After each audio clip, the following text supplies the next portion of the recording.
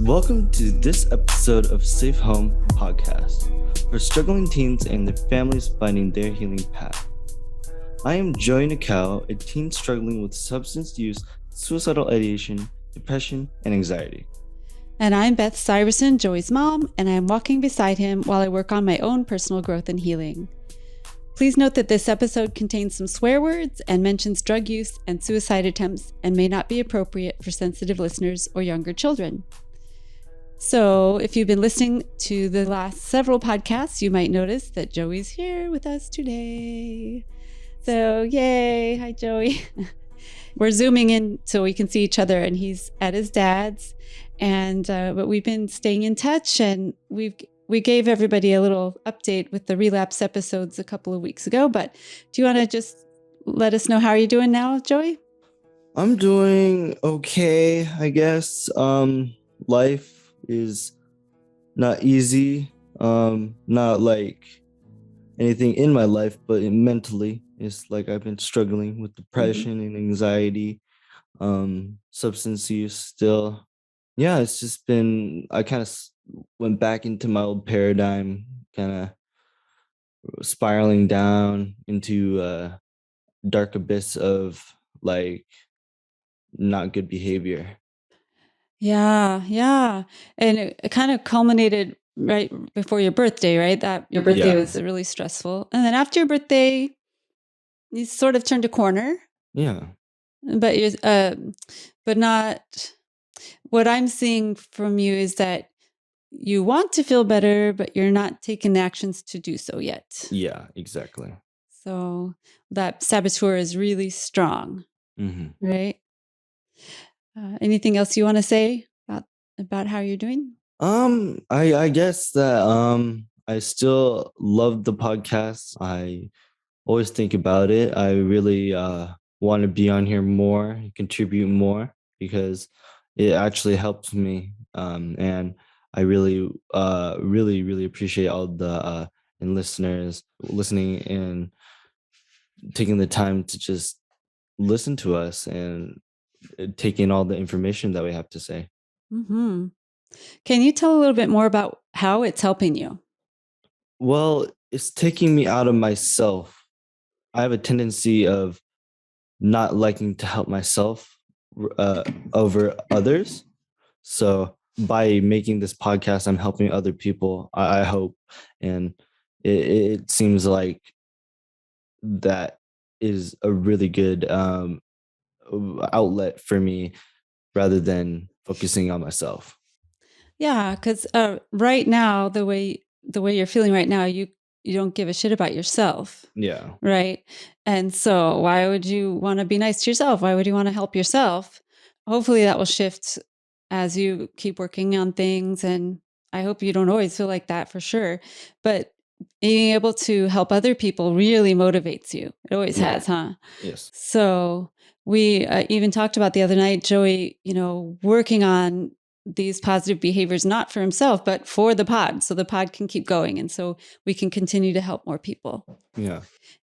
And the podcast is helping me a lot too, because it gives me an outlet for all of my anxiety about you and my own life, right? It gives me something to do that is positive in helping other people. And so we're really grateful. We love it when people write notes on Facebook or Instagram or whatever, or email us. You can always email us at safehomepodcast@gmail.com, by the way.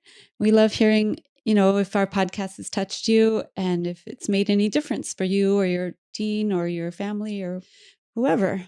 Yeah. So today our topic is pretty heavy duty, but it's something that we really think parents and teens should know about. And that is psych hospitals, suicidal ideation, mental health issues that might land you in the psych hospital, and what that's like, what's good about it, what's bad about it, what our experience has been. So how many times have you been hospitalized, Joey? In a psych hospital? Psych hospital, like 6 or more. I think around 6. Around 6. So let's talk about the very first time. Yes. That's kind of fuzzy for me. Oh, it's not fuzzy for me at all. Yeah. It's very clear for me. I remember I way well, too much. I remember the sobbing and just wanting not to be there, but Mhm. not wanting to live at the same time. It was like, Yeah. if to be honest with you, it was like the worst feeling. It's like I'm being now that I think of it, now that I'm processing it through the podcast and in my mind right now, is like I felt like I was being abandoned Mhm. at this place of like people of crazy, like it felt like crazy people, but Mhm. it's just people with mental illness. I understand that now. It was Mhm. just that like we were all going through something. Right, right. But you felt like we were abandoning you Yeah, it's like because putting me you're at the front, separated. yeah, at the footstep of a fire station. It felt like I was like, oh fuck. Oh, I know that must have brought up all sorts of that's your trigger, right? Yeah, That abandonment issue. Yeah. yeah. God. It was terrible. That was a terrible day. That was February 7th, 2019. And that was the day that you went to school and had just earlier that morning or that night before tried to kill yourself. And your friend took you to the school nurse Hmm. and they said, You can't stay at the school. You need to go get help. And so they called your dad and we took you to the ER. Yeah. I ran down and took you to the ER. And then, do you remember that going to the ER? That was actually very vivid. I remember when my friend took me, and I remember sitting in the office, just like talking to all those like not office, but like that psychological area, like the like psych area, The counseling the people? counseling Mhm. area, and then they're like, yeah, I think I was telling them about how I just felt, and I was like, yeah, this is not good. It was super dark. I was like, I just remember scaring myself of how much darkness was coming out of my mouth. Yeah, yeah. Yeah, I'm sure it scared you. It scared the hell out of me. I'm sure it scared everyone at school, and I'm sure it scared your friend. But thank God your friends took you. Yeah. Would you have gone? You wouldn't have gone by yourself. No, I wouldn't have. I told my friend that like, hey man, like I told him what happened last night. And then like he was like, yo, let's go. Like Yeah. I think I Do told him what happened, but I just like I think I hinted to what happened, and then I was like, yo, can we go to the office? Can you walk me to the office? And then like Mm. he was like, yeah, of course. And I will always remember that friend. Well, then do you want to share what you tried, your suicide attempt the night before? Do you want to talk about that Yeah, a little bit? yeah. Disclaimer. But it was trying to hang myself. I I think I've explained this in other podcasts where I go to a point of pain and then I have to stop. So I don't jump off a high like point to break my neck. I just go to suffocate myself. And I now that I think of it, I actually had this I don't know what it's called, but like where you get high from like Yeah, that's a real thing. so Yeah, that's a thing for sure. And it's very dangerous. Yeah. yeah. Okay. So you did that the night before. And that wasn't the first time, I don't think. No, I You've done had that several attempted like times. 3 or 4 times before. Yeah. Okay. So that time you asked for help. And okay. So then I ran down there. Oh, God, that was a terrible phone call from your dad. And then running down there, that was like the longest half-hour drive of my life. It was terrible. I was like, oh my God, I don't know what's going on. You were at your dad's house and just, he didn't really know what to do. And so I think I put you in the car and ran you to the ER and your dad followed. Mhm. But you get in pretty quick at the ER when you're suicidal, just Mhm. FYI. Yeah, no. They take you pretty quick. That and heart issues, they'll take you quickly. Mhm. If you're bleeding, whatever. But if you say you're going to kill yourself, they take you in. And then they put you in a little fishbowl in the ER and put a security guard right outside the door watching you 24/7. That was actually the best point. You like that? Oh, good. If I were to stay in the hospital, I would have preferred that over the psych hospital. Oh, if you would have just been in a regular hospital with a security guard, that would have been all you needed? That would have been perfect. No, because like I had family, I had a security guard, I had doctors, I had the right people around. Mm-hmm. I'm sure there's reasons why they have it the way they do, but certainly our healthcare system isn't fabulous. But Okay, so after we spent some time in the ER, they sent us to the mental health people through Kaiser, went to some guy's office for hours, and he talked and talked and talked to you. Isn't that where we got my drug test? No, you didn't get drug tested till the next morning at the hospital. Really? Mm-hmm. Yeah, so I didn't even know drugs were on board at this point. I just thought you were suicidal. Yeah. So do you remember sitting in that guy's office?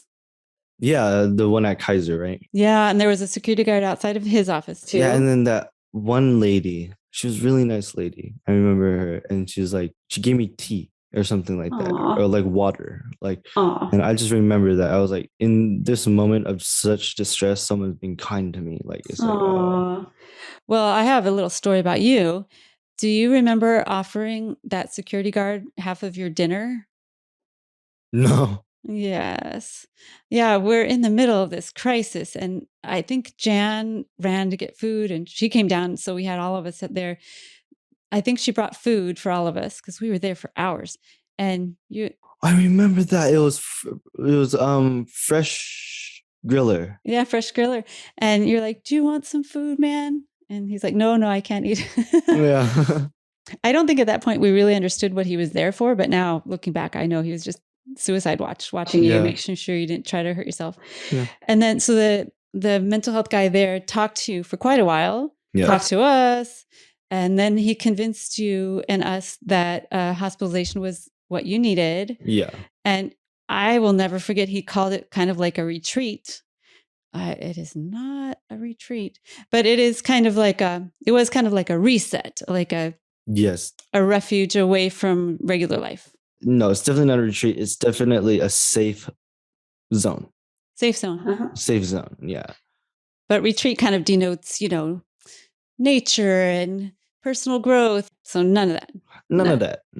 None. But then the next thing that happened was really scary for me. But I heard you say before that you liked this part, that they had to call an ambulance to take you from the office to the psych hospital because they were afraid that you would jump out of a car or, fight with us or do something dangerous on the way. So they brought a gurney up, they strapped you down, strapped your arms down. That was like the first time doing that. And that was very anxiety provoking. The first time. Oh, it was later times that you liked it. Yeah. And then we'll get into like the later times of being hospitalized. But the first time, if you ever hospitalize your kid, they're going to have a lot of anxiety because it's like going to school for the first time. It's going So the ambulance, so I said goodbye to you on the gurney. These nice young men took you in the ambulance and I followed the ambulance like all the way to the hospital, but they went behind the building where the ambulance door was and I went through the front door. Then we waited for hours in the hospital lobby and they had no idea where you were, what was going on, when we would be able to see you, when we could talk to you. It was like a black hole. You just went into a black hole. We had no idea what was going on. And the receptionist guy was like, "Brr."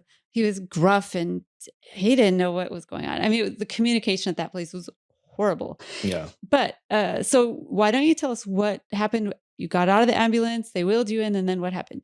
Going through the halls, like I just remember going through the halls being like, whoa, this is new. Like this is exactly what I was thinking it would be. like not like people like smearing feces on the wall, but like the image of like a hospital with those like white walls and like like just kind of bland and then like hospital, it's just like think of a hospital but like locked doors, right? Locks that you have to get like keys to like unlock at both sides. Like, yeah. It's very scary. So and it was not a beautiful place at all. It was like brick walls and no window. The windows, the windows are blacked out. Oh, all of them are blacked out. Oh, that's sad. Why don't they want you to see outside? I don't know, but like it's not like completely blacked out, but it's like fuzzed out so you can't see the outside. Ay. Oh boy. Every single psych ward. Really? Mm-hmm. Well, that doesn't make sense. Oh, except for the one in like LA, the Valley. That one was a nice one. Oh, that was a nice one. Yes, there are levels of hospitals, that's for sure. And maybe some of them look nice, but still aren't very good services. But Yeah. whatever. Yeah. It would be nice if they looked a little nicer, I would say. But Yeah, because like setting is definitely a a very important thing with someone who's in distress. yeah, so if you had like pictures of a lake or cuddly puppies or something, wouldn't that make you feel better if there's like Yeah. art or colorful things? The Or Lamo had that the first time I went, oh, they did. but then they painted it over the like third time I went. Oh no, they painted over all the stuff. No, it was like Oh, fruit on the wall. It was like beautiful fruit and like oh, skies and like in each oh! room it was I kind of different remember that. color, but Oh, then like they painted over it. I was like, oh, and that maybe was people like graffitied or something. that I actually really am fond of Delamo. After the first time I hated it. I know I said so many bad things about it, but Delamo Hospital I would recommend because the staff there is incredible. Okay, that's one The in Torrance. That's the one in Torrance. The Mhm. I don't remember. I think it's John is one of the staff members. He he really was a mentor there for me, and another a woman there. I forgot her name, but she got on my nerves the first time, and I yelled at her, acting all tough. But then like at the end, she remembered me from the first time. So I Oh, went really? there. I went there like 5 times, Yeah, you've been there several times. and then the last time I went there, she gave me a hug.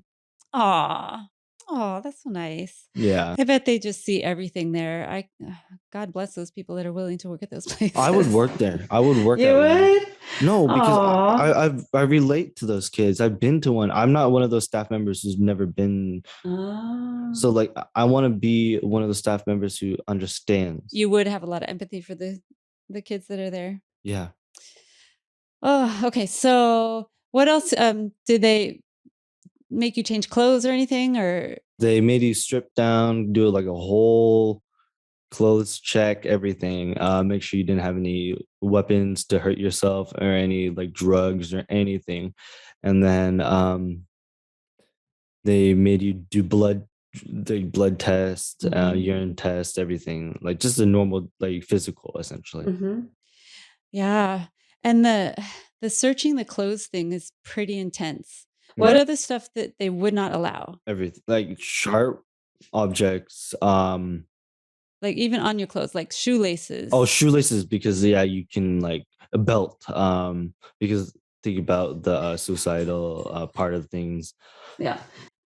The string in a sweatpants. Yeah, they take those out no matter what you say, unless you say don't give those to me. You can like have them stored away for you, but they'll usually lose it. Just saying. Yeah. Yeah. Yeah. Don't say anything valuable to those hospitals. No, They just are send terrible. cheap food, cheap clothes, cheap food, everything. Like, oh, you remember? I think it was like Del Lamo. You remember you could bring food at one point? Yeah. Yeah. Yeah. We used to bring food to you all the time at those places. It was like after COVID or something. Yeah. After COVID, I couldn't even go see you. Yeah. That Oh, was yeah. terrible. COVID was horrible. We were Yeah. stuck, and then had no contact besides phone call with parents. It was horrible. We felt stuck, and that was when I was in a rehab in Nevada. And Yeah. That happened at Del Amo too. really, After COVID, yeah, because you've been at Del Amo a couple times where I wasn't able to see you. yeah, no. I was in dilemma a couple times after Nevada. Yeah, yeah. Okay, so they strip search you, they go through every single thing of your clothing. They look through the seams. I'm telling you, these people are thorough. Yes. They look at every single piece of your clothing Yeah. to make sure you're not hiding stuff. And when I would bring clothes for you, you had to give it to them and then they go through it and maybe eventually it gets to you. I don't know. Yeah. And yeah. So we never got to see you that night. We just had to go home. Yeah. And we're like, oh, I don't know what's going on. It was so terrible for us to just leave you there. I bet you couldn't sleep that night. Oh, it was terrible. I mean, that was like the worst day of my life. But one of the reasons we wanted to talk about this is to tell other parents that that is probably the safest place your kid can be. Yes. No matter how much your kid calls you that night, is just like call them, but tell them no. This is the place I feel you are safest, because in the situation you put them in there, they were harm to themselves. Mhm. So if you can't keep them safe, a hospital will, and Yeah. that's their whole job. Yeah. So after somebody told me that, they said, no, Beth, that's the safest place for them. That made me feel a lot better because, I thought about like, if he was at my house after just having tried to kill himself, I mean, how many hundreds of things do I have at the house that he could kill himself with if he wanted to? And we have horses. We have like lead ropes and chains and all sorts of things to hang yourself with. Yeah. And we have everything sharp. I mean, it's like when you think about ways people could do themselves in, it just about anything could work. So being at your own house, if your child is suicidal or person is suicidal, it's not a good idea. Yeah. So hospital is safe. Now let's see. What kind of other kids were there? All type of kids that were motivated to get help, kids that were super depressed, kids that were quote unquote normal. There's kids that were just there because they low-key wanted to be there. That was me at the last time. I think you figured out how to get yourself hospitalized. So I still know, but I don't use that because I don't feel like I need to escape anymore. Yeah. Like that was a way of escaping, because it would literally take me away from society. Yeah. It's a little getaway. It's a little reset. It's a little escape.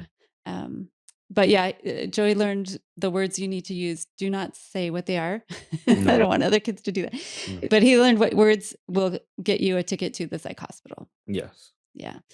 So yeah, because people are not going to second guess you. If you're telling them that you will do X, Y, and Z, they're like, all right, you're going. Yeah. And it's called a 72-hour hold. Yes.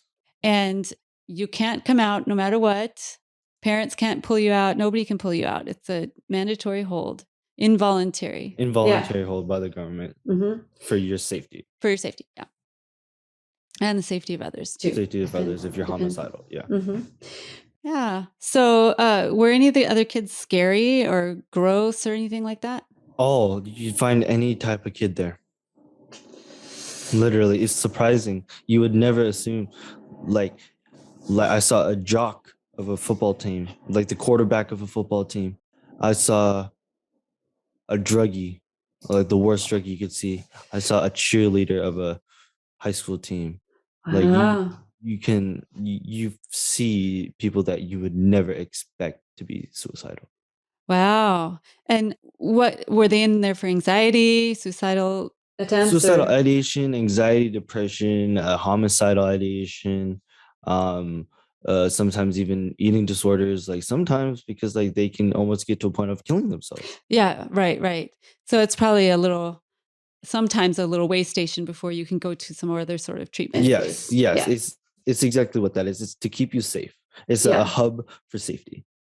Now, I thought they would help you, but no, it is not a place to help you. It is just a place to keep you safe. No, therapy, nada.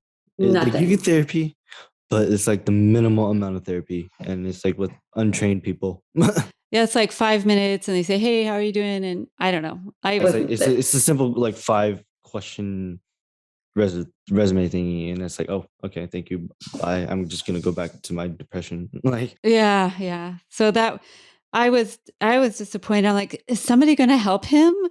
And the nurses were so busy, and they're like, well, if we have time, we'll try to talk to him. But I'm like, oh, I don't know why I thought people would help you in the hospital, but I would assume you would think that, but no. But it still serves a purpose. So if your kid ends up there, or if you end up there, or somebody ends up in a psych hospital, don't expect anything out of it. You're just there to be safe. Just to be safe, and give you a couple days to cool it, sober up if necessary, and give your loved ones a couple days to figure out what the hell to do next, right? Yeah. The next part is what to do next is really tricky. Yeah. So, because I personally don't think 72 hours is enough for a person that just tried to kill themselves. Yeah, no. It seems like years when you're in there as a person who is the patient is. patient. Every hour feels like 2 hours, and Yeah. it's like, oh my god. And then they let us come visit you. And actually, I think that first time you stayed about 7 or 8 days. Yeah. You stayed longer than 72 hours for sure that first time. Yeah. And we were able to visit you every day. They make the visiting hours like at 3:00 in the afternoon. Yeah, it was perfect, right? Who, like, what working person can do that? Well, we did. One of us always went to visit you. Often Yes, a all three of us. rotation, essentially. Yeah. Yeah. We ended up not being able to be together. So we had to rotate in and out because we didn't all get along very well and it was causing stress. So we just made shifts. Yeah. And we would bring you food and clothes. And I was, I don't know, many people that are our friends that are listening to this might remember sending emails and cards Letters. and pictures. To all the people that are listening that did send a letter, thank you so much. It helped, especially in Nevada. I remember one of my elementary school friends. I'm not gonna say your name, but if you're listening to this, thank you so much. I remember that specific letter very much. So yes, thank you. Yeah, that was great. I know it might feel like you're sending stuff into a void and you have no idea if it's going to even reach him, but it did. And it made a difference. Even just having a stack of papers that were from other people wanting you to feel better. I mean, without even reading it, just getting a stack, I think was helpful. Yeah. Oh yeah, just knowing that it was people cared and wanted me to be better is what made me push forward. Yeah. So when we went to visit you, I want to talk about the visiting room. Oh yeah. Because, okay, the furniture at these places, Plastic. it's plastic and it's like bolted to the ground. Yeah. And it like there's no legs. Yeah. It's like a column or something to hold the table up. Or it's just a big like square, or like it's just a big square, or like no like sharp edges. No sharp edges, nothing anyone could pick up. Yeah. It was very heavy or bolted down. Yeah. And I remember that just making me so sad. Just like, oh, criminy, he can't even have a table or a chair. Yeah, and the paper spoons, we've talked about that before. That was in Reno. We keep talking about this place in Nevada. At a certain point, Joey kept running away, and we just could not figure out what to do with him because we would try to get him help and he would just run away. And so in California, there's no place that you're allowed to lock a kid in, except for the 72-hour hold. But they can't keep you for very long there. So we needed you at a long term. Yeah, like a residential rehab or place like that. So California, they won't lock you in at any sort of rehab or treatment center, I guess, if it's not a psych hospital. So, but in Nevada, they will. In Nevada, they lock you in. Utah, I think Arkansas or something like that. There's a few states where they will lock you in. So that's what we tried next. It was very expensive, but the insurance company paid for it. And thank God. And it was extremely expensive and totally not worth it. It was really terrible. I actually gained an addiction from there. Yeah, that's where you learned about the cough medicine. Yes. So part of the problem at that hospital was COVID. Yes. Halfway through, I don't know, 4 or 5 weeks in, he was starting to make progress. His therapist was helping. I think you were kind of the woman therapist. Yeah. Yeah. Do you like that psychiatrist? And then she left. Yeah. And then COVID happened. And then right away, someone on the staff died of COVID. Yeah. Right away. One of the first cases of death. Yeah. It was horrible. And so then we're like, well, what do we do now? Do we leave him there? Do we bring him home because of COVID? And it was, as you remember, no one knew what to do with COVID at the time. I got it. Yeah. Every kid, every staff member got it. And luckily for Joey, it wasn't very serious for him. But I'm sure it was scary knowing someone just died of it. And we were all like saying, yo, this is our ticket out. This is a miracle. Like we said, like we're like saying, oh, God is actually listening to us. Like how did you think you'd get out? Just because COVID would have. Yeah, COVID would have like shut the hospital down. Oh, yeah. I thought that they would send you home, but I called the guy at Kaiser and he said, no, mental health. He needs to be there for his mental health. So COVID or not COVID, he needs to stay there. I was like, okay. But what happened was the staff all zoomed in, except for a couple of nurses or whatever that had to be on hand. Yeah. And even that was short staffed because no one wanted to work in a place where someone just died. So there was very little supervision, very little therapy happening. And what was happening was on Zoom. So any of your groups that were happening or activities, nothing. It was low-key fun at the end for me. I bet it was fun. It was like Lord of the Flies. But no, it actually, at the end, it was better than the beginning.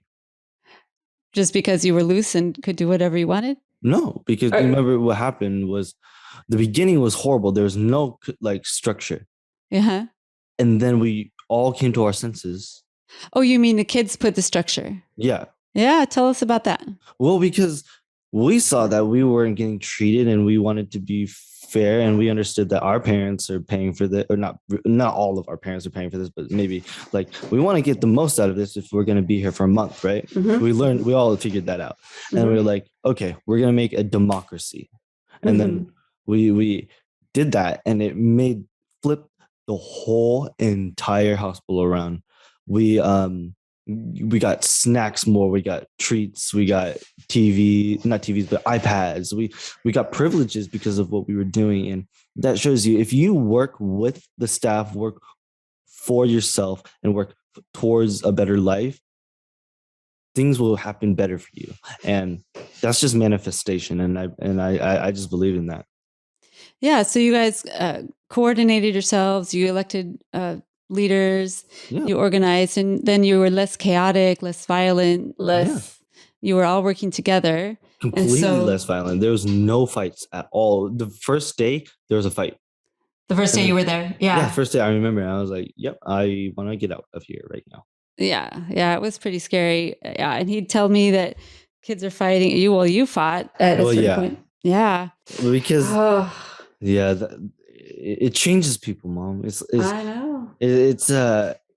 I would never compare it to prison, but like it's like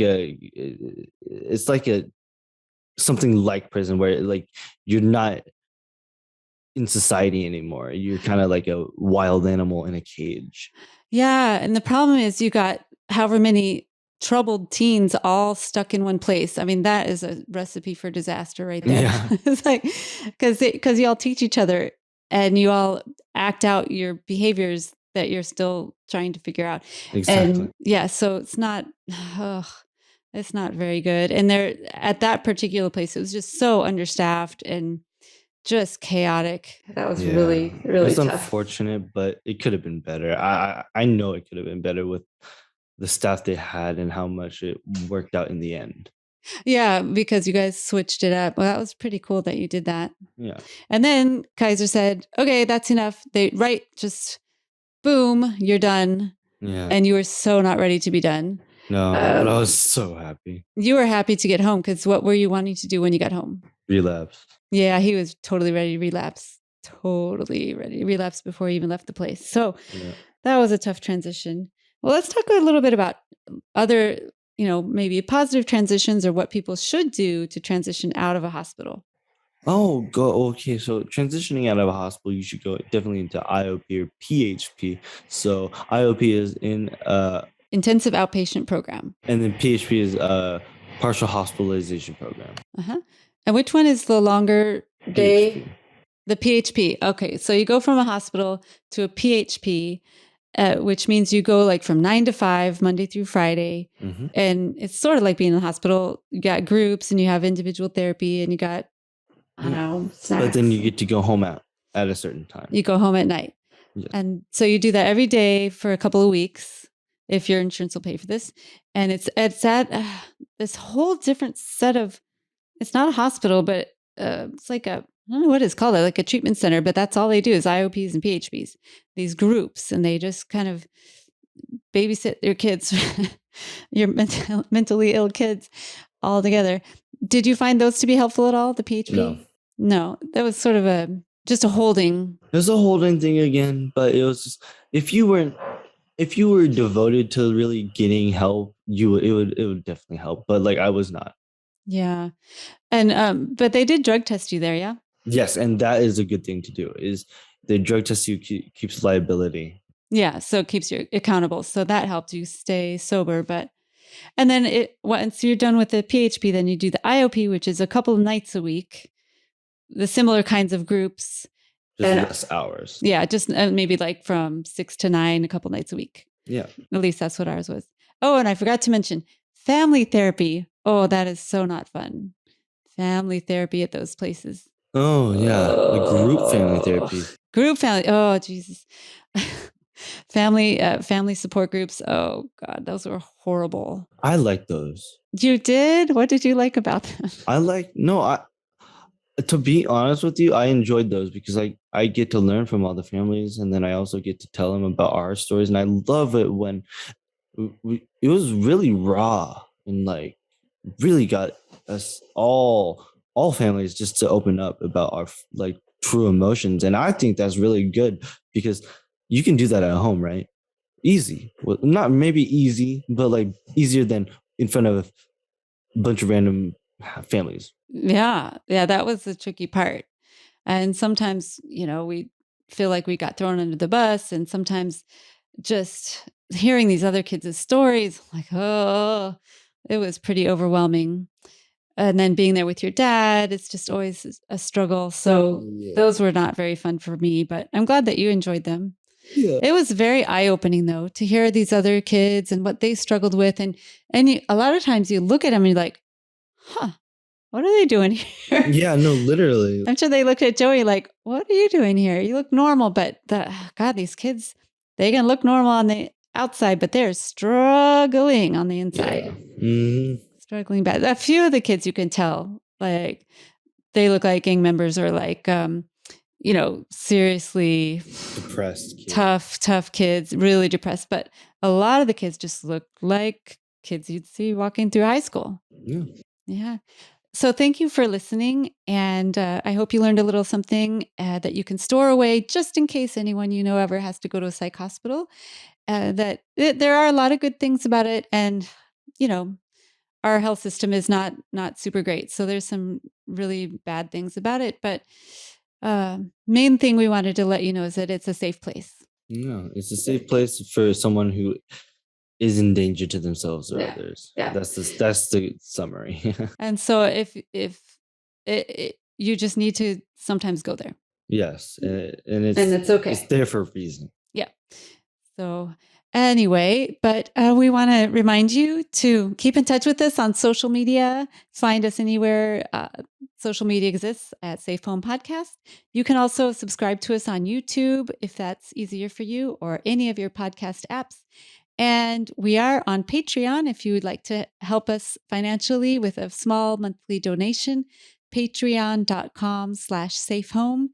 And we are using those funds to help pay for the equipment that we have to buy for the podcast.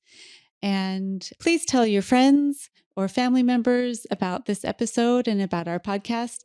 If you know anyone with struggling teens or preteens who aren't struggling yet, but who might be heading that way, go ahead and share this with them. That's our goal and our dream, our desire is to help a lot of other families. So share away, and we really appreciate all your support.